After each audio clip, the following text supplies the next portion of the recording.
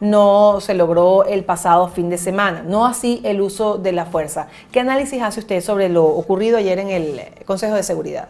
Bueno, muy interesante desde todo punto de vista, o sea, que se esté discutiendo el caso venezolano por segunda vez en pocos días, ya llama la atención de toda la comunidad mundial de la crisis humanitaria, política, económica y social que vivimos los venezolanos. Y por otro lado, bueno,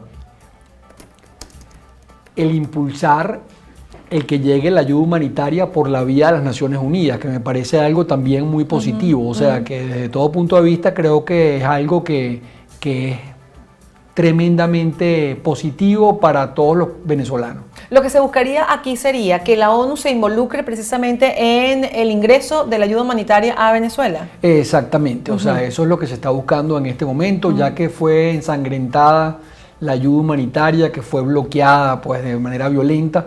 Lo que se espera es que por los medios, digamos, institucionales en las Naciones Unidas pueda llegar esa ayuda humanitaria que tanta falta se está haciendo en Venezuela para paliar la grave crisis de desabastecimiento que llega a cifras del 85% según el Colegio de Médicos en materia de medicinas, por ejemplo.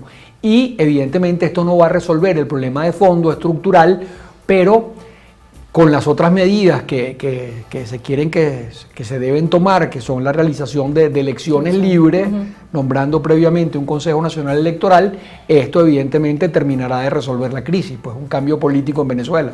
Sí, y fíjense que llama la atención la posición de Rusia con respecto a lo ocurrido ayer, de algún definitivamente pues contraponiéndose a Estados Unidos, son digamos enemigos naturales, pero esto fue lo que ocurrió, esto fue lo que dijo el representante de Rusia en la reunión. Amenazas a Venezuela por una serie de países, pero este es un tema que debería tener otro nombre. Hoy no deberíamos sustituir la situación, no deberíamos discutir la situación en Venezuela, sino la situación alrededor de Venezuela. Una vez más, presenciamos un espectáculo más que se ha creado en torno a Venezuela. Quiero recordar el contenido de los episodios anteriores de esta serie.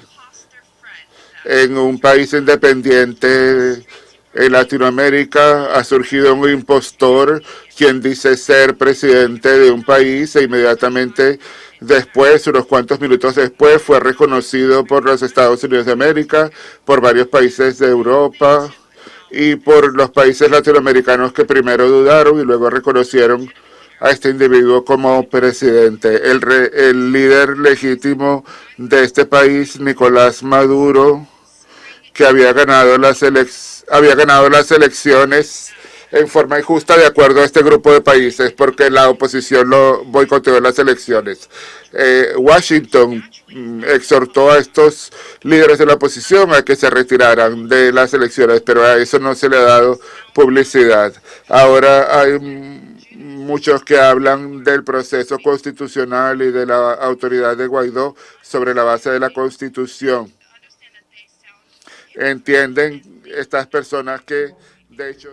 Bueno, eso fue lo que dijo el representante de Rusia allí. Dijo que esa no era ayuda humanitaria, en todo caso, lo que se estaba tratando de ingresar a Venezuela. ¿Qué nos dice esta posición de Rusia, doctor Hernández? Bueno, creo que es una posición que obedece a intereses específicos de lo que es la geopolítica rusa, pues, o sea, y sus intereses en la América Latina y en la conquista de Venezuela como país. O sea, ya sabemos que Putin es tan imperialista como cualquier imperio del pasado, pues, y trata de revivir lo que fue la Unión Soviética y el imperio de los propios zares rusos, o sea que no es de extrañar esta posición.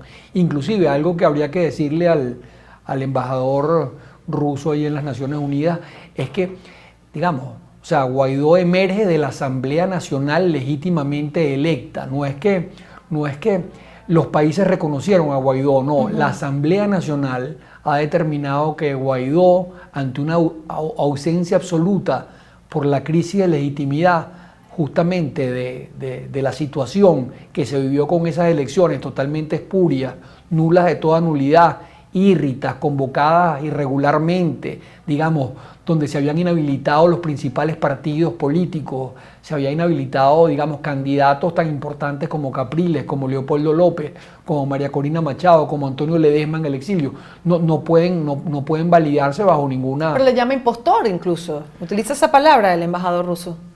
Sí, igualmente, digamos, él trata de hacer su trabajo político, pues le pagan para eso, o sea, ¿cómo va a ser un impostor alguien que surge de la Asamblea Nacional? O sea, imagínate cómo lo ven los países europeos donde los primeros ministros o los presidentes surgen del propio Parlamento, lo ven como el jefe natural del país, al ingeniero Guaidó, ¿no? Ya. Entonces, la otra posición de China, que siempre se habla, ¿no? Que el Consejo de Seguridad siempre va a existir una resistencia a todo lo que proponga Estados Unidos por parte de Rusia y de China con relaciones que ya conocemos con el gobierno de Venezuela. Su representante dijo lo siguiente.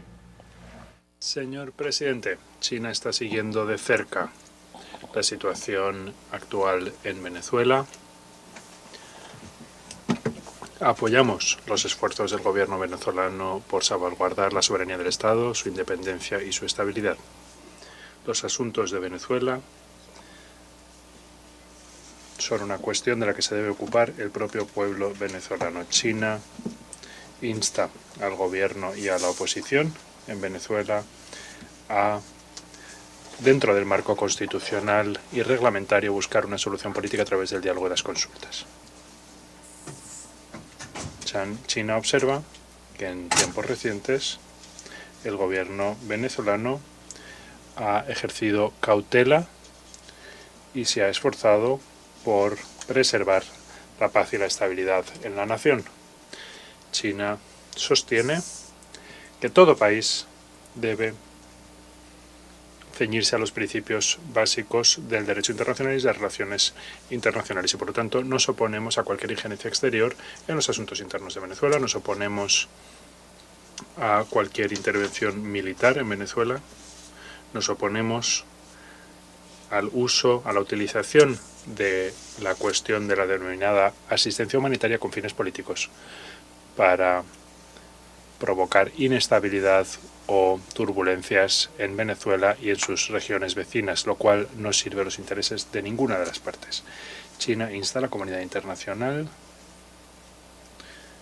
a que tome medidas que realmente redunden en la estabilidad y en el desarrollo económico de Venezuela y en la mejora de la vida de su población.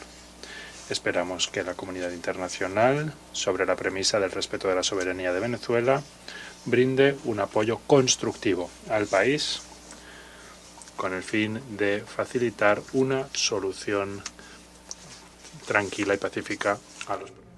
¿Cómo ve la posición de China allí? ¿Fue menos frontal, menos directa en apoyo al gobierno de Nicolás Maduro y pues en contra de Juan Guaidó? Allí, no, de hecho, ni siquiera pronunció al presidente encargado juramentado ante la Asamblea Nacional. Sí, evidentemente fue una posición distinta a la posición rusa, pero habría que decir aquí que igualmente la comunidad mundial, digamos, tiene el deber moral de proteger los derechos humanos en Venezuela y las violaciones que se están produciendo. Y la asistencia humanitaria es parte de eso, o sea, de cumplir con los principios de la justicia social internacional, del bien común universal y de ir en esa dirección justamente a salvaguardar la aguda crisis de donde han salido en los últimos años más de 3 millones de venezolanos, según las propias Naciones Unidas. Entonces, 3.4 millones, ya exacto. Sigue subiendo la cifra, según Naciones Unidas, que por cierto, hay organismos que dicen que ahí habría un subregistro, que podría ser mucho más alto. Sí, y una inflación de millones %, o sea, brutal, salvaje. O sea, no solamente que faltan los medicamentos en un 85% y faltan bienes de primera necesidad en todos los rubros, sino que además muchas veces son incomprables para la mayoría de los venezolanos hoy. Un venezolano gana un salario, digamos, mínimo mensual de alrededor de $6, uno de los más bajos del mundo. Entonces, claro, es una situación precaria la de los venezolanos. Y si no tenemos nadie que nos proteja, bueno, evidentemente, o sea, si la comunidad internacional no hace nada por Venezuela, evidentemente Venezuela va a convertirse definitivamente en un Estado completamente fallido, o sea, anarquizado, sin ley, a la deriva, al garete. Entonces hace falta evidentemente que sobre la base de estos derechos humanos que son tan importantes, se nos dé esa mano que se nos quiere dar y evidentemente para no perjudicar tampoco a países vecinos que son los que más sufren, como Brasil, como Colombia. Bueno, la propia Mogherini, la representante de la Unión Europea, ha dicho que en Europa hay más de 1 millón de venezolanos ya de esta diáspora gigantesca. Sí. Entonces parte de proteger también sus intereses de esos países, los intereses del mundo. Pues. Bueno, vamos a hacer una pausa, doctor Arnal. Seguimos conversando con Óscar Arnal al regreso de esta pausa. Volvemos.